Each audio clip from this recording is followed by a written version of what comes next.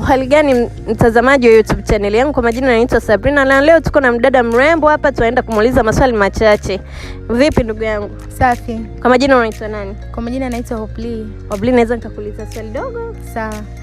Hivi Hopli, unalionaje soko la ajira katika nchi yetu? Soko la ajira kwa kweli siwezi kusema liko vizuri sana au siwezi kusema liko vibaya sana. Niko hapo katikati, niko 50-50 kwa sababu kuna wengine unaweza ukawa na elimu lakini pia usipate ajira kutokana na wingi wa watu. Na pia unaweza ukawa hujasoma, yani tunaita nini ile kipaji. Inaweza kuwa ni kipaji. Kuna wengine wanapata ajira kwenye makampuni mbalimbali lakini ni kipaji. Kama kwa mfano kipaji cha utangazaji. Tunaona kuna wengi sana hawajasoma lakini unakuta ana kipaji, anaenda hivi kwenye matamasha, ana kipaji, anapata ajira kwenye kutangaza maybe kwenye media fulani hivi. Kwa hiyo siwezi kusema soko la ajira liko vipi, liko baya au liko vizuri. Siwezi kusema hivyo. Mimi nasema kwamba niko 50-50 hapo. Kwa kuwa watu wanatofautiana hivyo. Na unaonaje wale ambao wamemaliza kusoma na still bado wanakosa ajira katika mtaani kwetu ama nchini kwetu? Kweli wapo wengine ambao wamemaliza chuo kabisa, mtu anakuta na degree lakini ndio hivyo kutokana na wingi wa watu. Mimi naona tu ni ile wingi wa watu.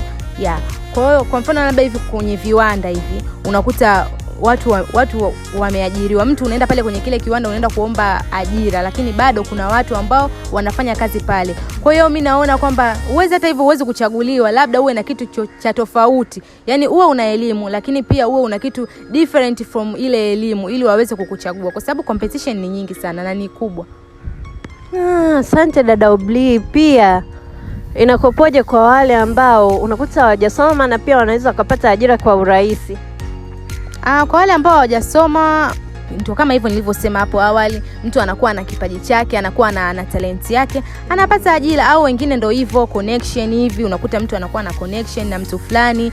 Mimi na ndugu yangu anafanya kazi sehemu fulani, nasoma tu najua naenda kumaliza. Lakini kuna wale wengine wakina sisi hamna hivyo kitu. Kwa hiyo inabidi uhasu hata ukisoma lakini uwe na kile kitu cha ziada. Asante dada Hopli. Asante. Asanteni sana kwa kusikiliza YouTube channel yangu. Kama mlivyoona, soko la ajira linaweza likawepo rahisi katika nchi kwetu ama likawepo lina faida kwa wengine. Karibu tena katika YouTube channel yangu. Kwa majina naitwa Sabrina na tulikuwa na ndugu yetu Hopli. Karibuni tena.